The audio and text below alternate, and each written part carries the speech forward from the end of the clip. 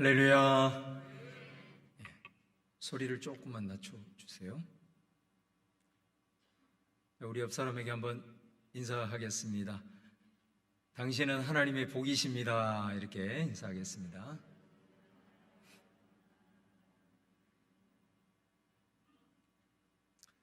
고유 명절 이제 연휴가 시작이 되었는데 우리 성도님들, 우리 가족들, 친지들 만나 행복한 연휴 보내시고 또 하나님께서 은혜 주셔서 여러분 풍성한 나눔과 또 무엇보다도 화목의 은혜 그리고 전도의 문이 열려지는 그런 은혜가 여러분에게 있기를 주님의 이름으로 축원합니다. 우리 코로나 그리고 또 우크라이나 전쟁 등으로 지금 전 세계가 경제 한파 속에 있습니다. 이런 즐거운 명절이지만은 그렇기 때문에 우리가 또 다 웃을 수만 없는 그런 상황을 우리가 살고 있는 것 같습니다. 내 스스로가 최선을 다한다고 해서 해결할 수 없는 그런 구조적인 한계 때문에 우리의 삶은 더 안타깝게 참 힘든 그런 상황으로 내몰리고 있는 것 같습니다. 그리스도인이라고 해서 이런 상황이 비껴갈 수는 없는 거죠. 그렇기 때문에 이럴 때일수록 우리 성도님들은 신앙의 본질을 찾고 오직 말씀으로 돌아가야 할 줄로 믿습니다. 왜냐하면 이 모든 것을 주관하시고 역사하시는 전능하신 하나님을 우리는 믿기 때문에 그렇습니다. 여러분, 올해 우리 교회 표 로마서 12장 오늘 본문 1, 2절 말씀은 너무나도 귀한 그런 말씀입니다.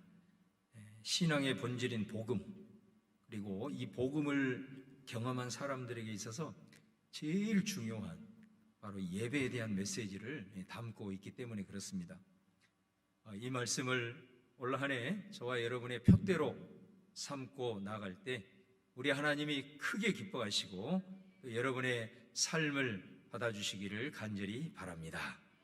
우리 지난 시간에 살펴본 대로 예배를 영적 예배라 그렇게 했잖아요.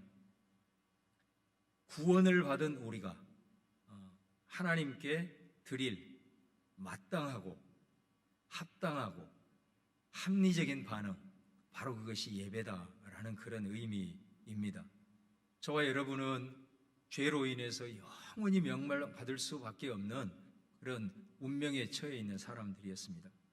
그런데 우리를 사랑하시고 우리를 불쌍히 여기셔서 우리를 버리지 아니하시고 하나님의 아들이신 예수님을 이 땅에 보내주셔서 저와 여러분이 받아야 할 그 죄의 대가를 우리 예수님이 친히 지시고 십자가에 달려 돌아가셨습니다. 그 대속의 은혜로 하나님께서 우리를 값없이 의롭다 여겨주시고 우리를 받아주심으로 우리가 이 자리에 서 있는 줄로 믿습니다. 그래서 우리가 죽음에서 생명으로 또 죄에서 자유를 얻게 되고 율법의 올무에서 해방을 받게 되고 또 장차 우리는 하나님의 나라를 유업으로 받게 되고 이 땅에서 사는 동안도 이 생명 구원의 역사를 누릴 수 있는 은혜를 받게 되었다 이 말이죠. 여러분, 이거를 어떻게 우리가 이 은혜를 표현할 수가 있겠습니까? 어떻게 이거를 우리가 설명할 수가 있겠습니까? 우리의 표현으로는 하나님께서 베푸신 이 놀라운 구원의 은혜를 설명할 길이 없고 표현할 길이 없습니다. 그래서 사도 바울은 오늘 말하는 겁니다. 우리가 과연 어떻게 반응할 거냐? 이 어마어마한 하나님의 구원의 은혜를 경험한 자들이 그럼 도대체 어떻게 우리가 하나님께 반응할 거냐? 너무나도 구원받은 하나님의 사람들이 당연하고 마땅하고 합당한 것은 바로 우리들의 삶 전부를 주님 앞에 제물로 올려드리는 예배라고 그렇게 오늘 말씀을 하고 있는 거죠. 여러분, 우리의 삶을 제물로 올려드리는 것, 이걸 예배라고 하는데 우리 지난 시간에 제물이라고 하는 것은 하나님 앞에 드려질 때는 흠이 없어야 된다고 그랬잖아요. 흠이 없는 모습으로 하나님 앞에 나아갈 수가 있어요. 어떻게 우리가 부족하고 세상의 찌꺼기들과 더러운 것들, 죄인들 늘 이것에 묻어 있는 우리가 하나님 앞에 나아갈 수 있을까? 그건 오직 한 가지밖에 없다 그랬습니다. 바로 그것은 예수님의 보혈입니다. 예수님의 보혈만이 우리를 씻기고 우리를 하나님 앞에 나갈 수 있게 하신 거예요. 그러니까 저와 여러분이 지금 이 자리에 예배하러 하나님 앞에 나온 거잖아요. 예수님의 보혈로 적시고 예수님의 보혈로 우리의 죄가 덮어지지 아니하면 몸은 이 자리에 있지만 우리는 성전 뜰만 밟고 가는 사람에 불과할 수 있어요. 오늘 예수님의 그 보혈의 은혜로 여러분이 덮어지고 또 모든 죄가 정결케 되어서 우리 단독자로서 우리 하나님 앞에 서는 그런 믿음의 역사가 일어난 줄로 믿습니다. 계시록 7장 13절 이하에 보면은 요한계시록을 기록한 사도가 환상을 보잖아요. 환상을 보는데 거기에 보니까 하나님의 보좌 앞에 있는 자들, 그 사람들이 어떻게 있는가 보니 하나님이 그들의 눈에서 눈물을 닦아주고 그들을 위로해주고, 그러니까 천국이었던 거예요. 하나님의 보좌, 그 천국에 있는 무리들을 가만히 보니까 그 사람들이 흰옷을 입고 있는 거예요. 흰옷. 흰옷이 의미하는 바 무엇인지를 알겠죠. 하나님 앞에서는 부정한 자는 설 수 없다는 거예요. 깨끗한 자만이, 정결한 자만이 설 수 있어요. 그런 환상을 보는 가운데 장로가 말하는 겁니다. 도대체 이 사람들이 누구냐? 이 사람들이 어디로부터 왔느냐? 그랬을 때 이 사도 요한이 그렇게 내 주님께서 더 잘 알지 않습니까? 당신이 더 잘 알지 않습니까? 그러자 그 사람이 뭐라고 얘기하냐면 이 사람들은 큰 환난에서 나오는 자들인데 14절에 보면 어린 양의 피에 그 옷을 씻어 희게 하였느니라 이렇게 말하고 있는 거예요. 그러니까 하나님 계신 그 천국 그리고 하나님의 그 보좌 앞에 누가 설 수 있느냐? 큰 환난을 겪으면서 옷이 더럽혀졌다는 말이에요. 죄악 묻고 세상적인 것도 다 묻고, 그런데 어떻게 이들이 하나님의 보좌 앞에 나올 수 있느냐? 그거는 바로 어린 양의 그 보혈로 씻어짐으로 이들이 깨끗하게 되어서 하나님 앞에 올 수 있었다라고 말씀을 하고 있거든요. 저와 여러분이 흠없는 제물로 이제 하나님 앞에 섰습니다. 예배는 여기서 끝나는 게 아니에요. 예배는 지난 시간에 말씀드렸듯이 제물인 내가 죽어져야 됩니다. 여기까지 가요. 이게 예배예요. 예배. 여러분, 여기에서 말한 산 제물이라고 했을 때 제물은 구약의 언어로 번역을 해보면은 이게 구약 레위기 말씀에 나오는 제사의 5가지 종류가 나오는데 그 중에서 소제를 번역한 단어가 오늘 제물이라는 단어예요. 여러분, 구약에 보면 우리가 하나님 앞에 제사, 그건 오늘날로 말하면 예배거든요. 제사를 드릴 때 여러 가지 종류가 있는데 그 중에 가장 대표적인 2가지가 뭐냐면 번제하고 소제입니다.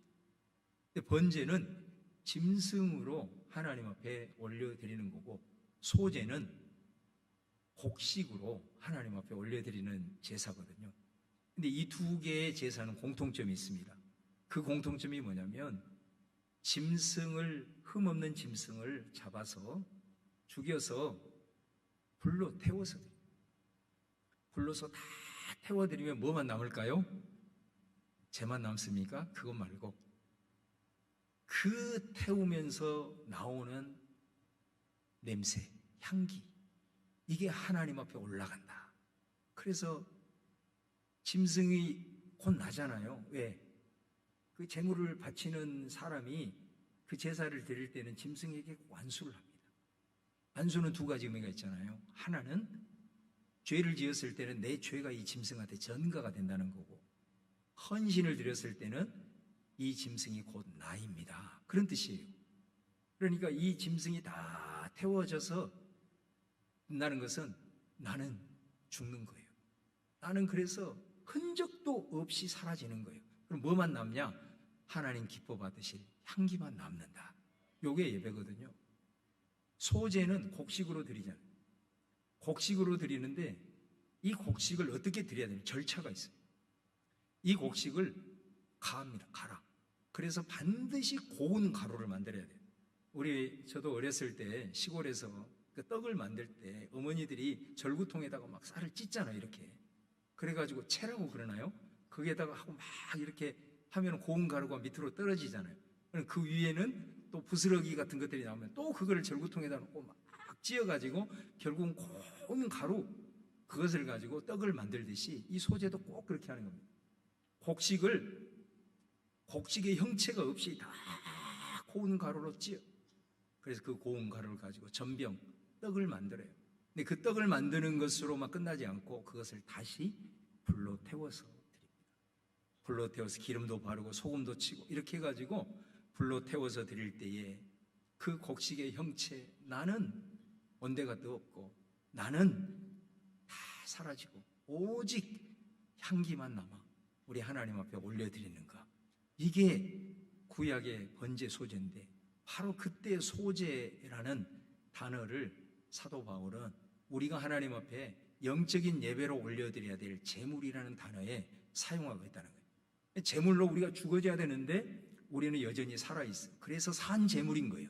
그래서 이 말씀은 우리가 하나님 앞에 예배당에 나와서 예배드릴 때나 우리의 삶 속에서 하나님을 의식하고 하나님 앞에 예배드릴 때나 그 예배의 정신이 뭐냐면 나를 부인하는 거예요. 나의 옛차를 오늘도 죽고 오늘도 죽고 이게 사실은 예배거든요. 자기를 부인하고 자기를 부정하고 끊임없이 세상에 묻어있던 내 욕망, 내 고집, 그리고 내 뜻, 내 혈기, 내 분노, 세상의 방식으로 보복하려고 하는 모든 내 자아가 다 예배 가운데 죽어지는 거예요. 죽어지는 거예요. 바로 이것이 제물이에요. 근데 여러분, 내 자아가 죽어지면요, 어떤 역사가 일어나냐면 이게 예배의 능력입니다. 저는 오늘 이 예배의 능력이 여러분 가운데 꼭 회복되어지기를 축원합니다.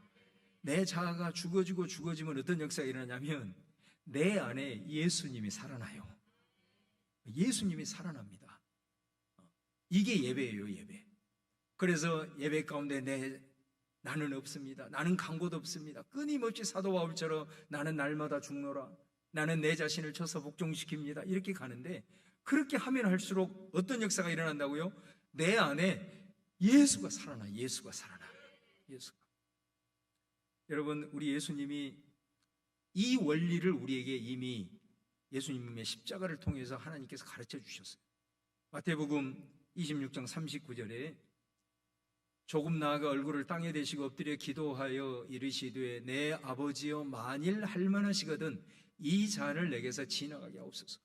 그러나 나의 원대로 마시옵고 아버지의 원대로 하옵소서. 예수님이 십자가를 앞두고, 예수님은 참 인간이시잖아요.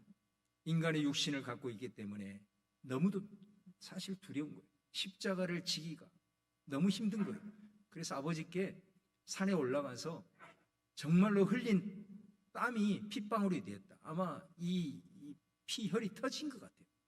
그렇게 몸부림을 치면서 구했던 내용이 뭐였냐면, 아버지, 이 고난의 잔을 내게서 좀 옮기시면 안 되겠습니까?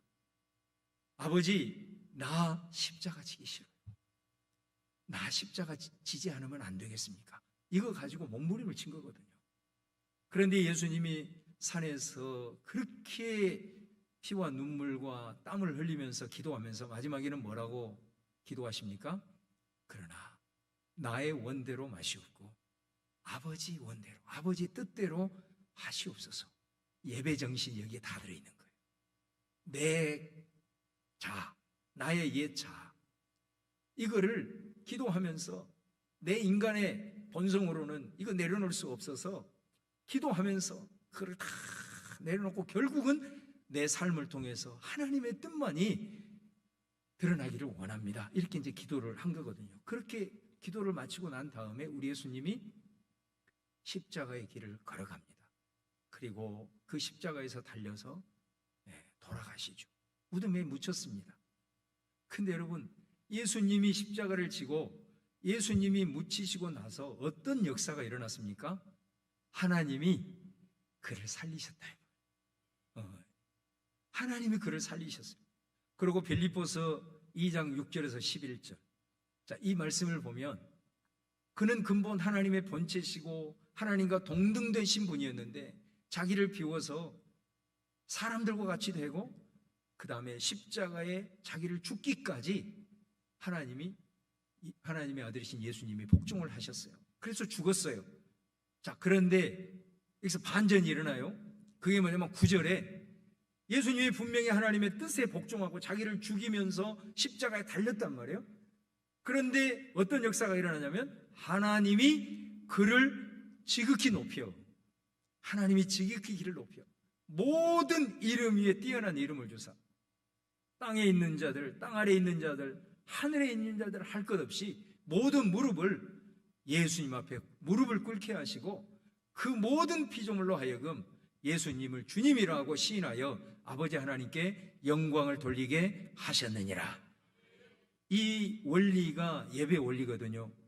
우리가 삶 속에서 예배할 때 정말로 세상에 살다가 가지고 나온 세상의 방식 속에 찌들어진 나의 모습을 오늘 또 태워서 예수 보혈로 씻겨서 다 내려놓을 때 우리 하나님이 역사하심으로 우리 안에 예수님이 살아나고 예수님이 부활하셨던 것처럼 우리도 부활에 동참하고, 그것은 뭐냐면 우리는 낮아지지만 하나님은 계속해서 우리를 높이시고 우리는 죽지만 하나님은 계속해서 우리를 살리셔서 당신의 뜻이 우리들의 삶을 통해서 이루어지게 하시는, 이것이 바로 예배라는 거예요. 그것을 오늘 말씀을 하고 있는 거거든요. 오늘 본문 2절 말씀은 이 똑같은 내용을 다른 측면에서 그대로 반복을 하고 있는 내용입니다. 자, 우리가 예배당에서 예배드릴 뿐만 아니라 우리들의 몸, 다시 말하면 인간 존재 자체인 우리들의 삶이 예배가 되어야 되는데, 그러면 우리가 삶으로 하나님을 예배한다는 것이 뭐냐? 삶 속에서 내가 제물된다는 것이 무슨 의미이냐? 그 말씀을 하고 있는 것입니다. 자, 오늘 말씀에 우리가 삶 속에서 내 전 존재로 드려지는 삶이 하나님 받으시는 제물이 되어야 된다라고 하는 이 예배를 말씀하시면서 두 가지를 말씀합니다. 그 첫 번째가 뭐냐면 이 세대를 본받지 마라. 그 다음에 두 번째는 마음을 새롭게 함으로 변화를 받아라, 이렇게 말씀해요. 이것이 우리가 삶으로 하나님 앞에 올려드리는 예배다라고 말하거든요. 여러분, 여기에서 제가 영어 표현을 하나만 쓰겠습니다. 여기서 본받지 말라고 할 때 본받다라고 하는 게 영어로 conform이거든요. conform. 우리 폼 잡지 마, 그렇게 생각하시면 돼요. 폼. 그 폼, 그 폼을 가지고 있다는 거예요. 그 폼을 그대로 유지하고 있다라는 거거든요. 자, 그런데 변화를 받아라 할 때 이 변화는 똑같은 폼이에요. 트랜스폼이에요. 폼인데 폼을 바꾸는 거예요. 그러니까 우리가 하나님이 기뻐 받으실 만한 예배가 삶에서 드려지기 위해서는 폼을 바꾸는 거예요.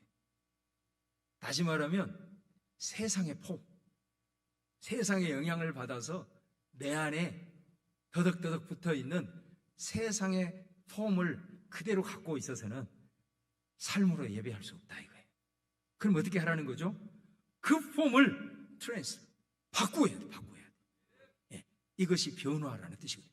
그 폼을 바꾸는 것이 우리가 하나님 앞에 예배할 수 있는. 제가 전에 여러분들 중에도 아주 볼링 굉장히 잘하신 분들도 있겠지만 저도 한때는 아주 볼링의 매니아였습니다. 그래서 제가 볼링을 하고 싶어서 볼링한 게 아니고 제가 모시던 담임 목사님이 볼링을 얼마나 좋아하시고 그것으로 운동을 하셨기 때문에 그분을 늘 모시고 다니면서 제가 이제 볼링을 이렇게 했는데, 볼링할 때 여러분 어떠죠? 처음에는 막 볼링을 힘대로 던지잖아요. 힘대로. 그래도 잘 될 것 같은데 이쪽 구멍으로 빠지고 저쪽 구멍으로 빠지고, 그래서 점수가 안 올라가요. 그러니까 이게 자주 하다 보면 자존심이 상하잖아요. 그래서 이거 어떻게 하면은 점수가 잘 나올까? 그리고 이제 겸손해져 가지고 코치를 찾아가잖아요. 그럼 코치가 레슨을 해줍니다. 그럼 코치가 어떻게 레슨을 해주냐면 힘 빼, 이와야겠네. 네 힘대로 하는 거 아니야. 힘 빼. 그러면서 어떻게 하죠? 폼을 바꿔줍니다. 이 코치가 하는 일이 이거거든요. 이전의 폼으로 아무리 네 힘대로 해봐 되는지 안 된다는 거예요. 그럼 코치는 어떻게 하냐? 힘을 빼게 하고 계속해서 폼을 교정시켜 줘요. 그러면 폴링 에버리지 점수가 팍팍 올라가는 것을 여러분 아마 아실 겁니다. 내가 세상의 폼을 그대로 유지할 거냐? 아니면 이 세대의 그 폼을 그대로 순응하면서 내가 살 것이냐? 아니면 이 폼을 바꿀 것이냐? 오늘 성경은 뭐라고 얘기하냐면 너의 폼을 과감하게 바꾸라고 말해요. 어떻게 바꿀 수 있어요? 마음을 새롭게 함으로. 근데 여기서 마음도요, 이게 영어에 보면 마인드라고 돼 있어요. 번역이 잘 돼 있어요. 헬라 원문의 번역을 잘 돼 있는 거예요. 마인드, 우리의 사고방식을 새롭게 함으로 네 인생의 틀이, 네 삶의 폼이 바뀐다라고 얘기합니다. 여러분, 사람은 그 사람의 사고, 마인드를 어떻게 형성하느냐에 따라서 내 습관과 내 행동과 결국은 내 인생의 틀까지 사실은 결정이 됩니다. 요즘 많은 사람들이 자기 분신처럼 느끼는 게 부부보다도 자녀보다도 더 애지중지하는 게 뭐냐면 스마트폰이잖아요. 이 미디어에 그만큼 우리가 노출이 되어 있어요. 그러니까 가족에서 이 명절도 한번 가만히 보세요. 우리가 어떻게 행동하고 있는지. 가족들이 다 모였는데 5분 동안 왁자지껄 잘 왔어 이렇게 하다가 5분 지나면 전부 다 핸드폰 꺼내가지고 아마 보고 있을 거예요. 그리스도인들은 조금 구별돼야 됩니다. 어찌하든 이 미디어의 영향을 받으면서 우리가 예를 들어서 계속 드라마만 본다고 생각해봐요. 그러면요, 어느 순간에는 내 사고방식이 그렇게 형성이 돼가지고 아, 나도 이렇게 살고 싶다, 이렇게 가게 돼요. 그럼 어떻게 되죠? 드라마와 내 현실을 구분을 못하게 되는 상황이 발생할 수가 있다. 이 사고방식이 이렇게 중요한 거예요. 우리의 마인드, 어렸을 때부터 아이들이 위인 전기를 많이 읽게 되면 아이들의 사고가 막 비전으로 꿈틀대요. 나도 이렇게 살아야 되겠다. 이 사고방식이 딱 세팅이 되어지면 그 길로 가는 것입니다. 여러분, 우리가 하나님의 말씀을 읽고 특별히 이 경건서적 같은 것을 읽잖아요. 그러면 우리 안에 막 경건의 열망이 일어나요. 반응을 안 하신 거 보니까 별로 안 읽으신 모양이네요. 진짜 한번 여러분 읽어보세요. 저도 가끔 영적으로 다운되게 되면 뭐 성경은 늘 말씀 준비하고 하니까 제가 늘 묵상하고 하게 가끔 이 성경의 말씀대로 살아서 하나님의 역사를 이루시는 그런 데이비드 브레이너드의 일기라든가 뭐 이런 책들을 가까이 두고 막 읽거든요. 그러면 몇 페이지만 넘어가면 막 내 안에 경건의 열망이 일어나요. 내 사고가 그렇게 형성이 이렇게 되어지는 것을 볼 수가 있거든요. 이 사고방식을 새롭게 함으로 우리의 인생의 틀이 영적인 틀로 바뀌어질 줄로 믿습니다. 그것이 예배라고 말하는 거예요. 예배. 여러분, 우리가 내 사고방식, 내 마인드가 세상적인 것으로 가득 차 있으면요, 희한한 것은 뭐냐면 내가 보는 사람도 그런 사람들만 보여요. 여러분 아마 고개 끄덕하신 분들이 많은데 또 그런 사람이 희한하게 나한테 막 붙어요. 그런데 여러분, 우리가 마인드를 새롭게 하고 영적인 틀로 내가 바뀌잖아요. 그러면 그 영적인 사람들이 나한테 달라붙어요. 그 희한한 거예요. 여러분들이 정말 하나님이 기뻐하시는 참된 예배자로 승리하고 살아가기 위해서는 우리의 마인드를 새롭게 해가지고 내 삶을 세상적인 틀이 아니라 이 영적인 틀로 바꾸어야 돼요. 그래, 내가 보이는 것도 그런 것이 보이고, 그리고 내 주변에 그런 사람들이 희한하게 몰려오게 되는 역사가 일어난다라는 것입니다. 오늘 말씀에 영적인 틀로 바뀌게 되면 어떤 현상이 일어나냐? 하나님의 선하시고 하나님의 기뻐하시고 아멘 할 때까지 하나님의 온전하신 뜻이 보이게 돼요. 여러분, 저와 여러분은 세상의 한복판의 전쟁터와 같은 삶을 살고 있습니다. 세상의 한복판에 살다 보면은 그냥 자연스럽게 세상의 방식이 젖어들어요. 내 힘으로는 그거 이길 수 없습니다. 자연스럽게 내 삶에서 나오게 돼 있어요. 그래서 오늘 사도 바울이 우리 삶으로 예배해야 되는데, 우리가 삶 속에서 살아가는 순간순간에 이 세상의 방식으로 우리는 젖어들 수밖에 없는 그런 구조 속에 살고 있는데 어떻게 해야 되냐? 어떻게 영적 예배를 우리가 드릴 수 있게 되냐? 마음을 새롭게 해라. 그렇게 하면 네 인생의 틀이 바뀌면서 그 세상의 한복판에서도 하나님의 뜻이 보인다라는 거죠. 여러분, 하나님의 뜻이 보이면 그거는 틀림없는 내 안에 예수가 살아 역사하신다는 거거든요. 그리고 우리 하나님께서 역사하셔서 우리를 높이시고 세상의 방식이 아닌 하나님의 방식으로 우리를 높이셔서 저와 여러분을 통해서 하나님이 크게 영광 받으시는 역사가 이루어질 줄로 믿습니다. 마음을 새롭게 하는 것은 내 몫입니다. 이게 내 몫이에요. 여러분, 이번에 부흥회 때 은혜 많이 받으셨습니까? 저는 정말로 제가 생각해도 제가 제일 은혜를 많이 받은 것 같아요. 제가 우리 집회를 통해서도 은혜를 받았지만 정말 저한테는 너무 귀한 시간이었어요. 왜냐하면 항상 한 30분 정도 그 강사님과 사적으로 목양실에서 나눌 수 있는 시간이 있었어요. 너무 도전이 됐는데 이게 이제 그런 대화를 한번 한 적이 있습니다. 집회 마지막 날 이제 올라가기 전에 이제 같이 나눴는데, 이렇게 이제 보통 우리도 교회도 그렇고 우리 개인적으로도 그렇고 어떤 큰 일을 하고 치르고 나면 우리 속에 이제 공허감이 오잖아요. 학생들도 뭐 공부 열심히 하고 대학 시험 치르면 갑자기 공허감이 몰려오듯이. 그러니까 이분은 매주 집회를 한다는 거예요. 근데 그 일종의 말씀을 전하는 그것이 사실 거의 비슷비슷하거든요. 그 거의 비슷비슷한 내용을 매주 전한다고 생각을 해봐요.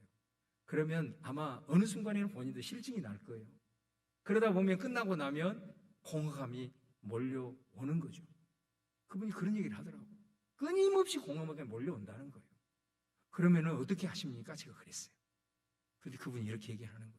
목사님, 저는 여기서 끝나고 서울 갈 때 한 3시간, 4시간을 차로 가게 되는데, 이제 운전하시는 분이 있으니까 차를 타고 하면서 우리 기도회 때 틀어줬던 부흥 찬양 있죠. 그 찬양을 차가 떠나기까지 틀어놓는다는 거예요. 틀어놓고 그 찬양을 부르면서 기도하면서 잠잘 때까지 그렇게 간다는 거예요. 그러면서 마지막 한마디, 목사님, 저는 이렇게 제 영성을 관리합니다. 제가 완전히 거기에서 뭔가가 다른 사람은 다르구나, 다 똑같지 않구나, 하나님 앞에 쓰시는 사람은 뭔가가 달라도 다른구나, 너무도 도전을 받았어요.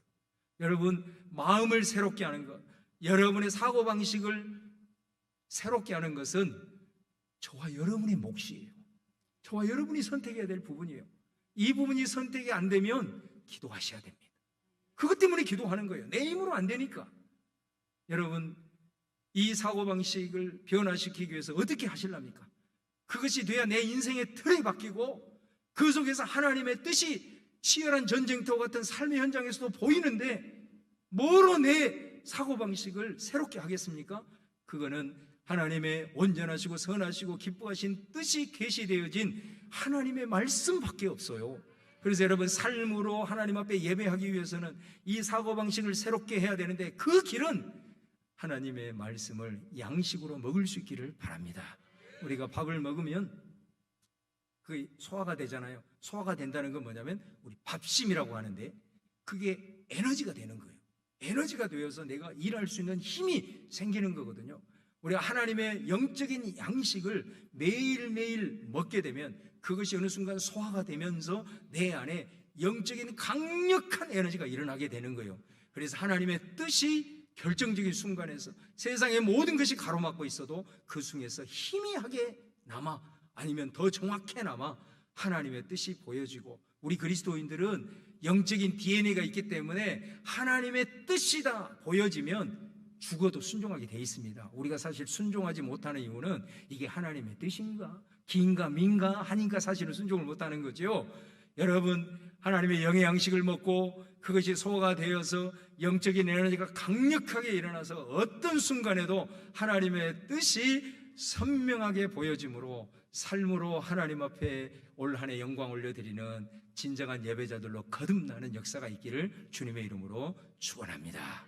말씀을 매일 먹으시고, 내가 도저히 말씀 못 먹겠다, 주일 말씀 들었던 것 하루에 3번씩 되뇌어 보세요. 그것으로부터 시작을 하세요. 그러면 말씀이 살아 움직이는 것을 여러분 경험하게 될 거예요. 삶의 예배자로 승리합시다. 기도하겠습니다.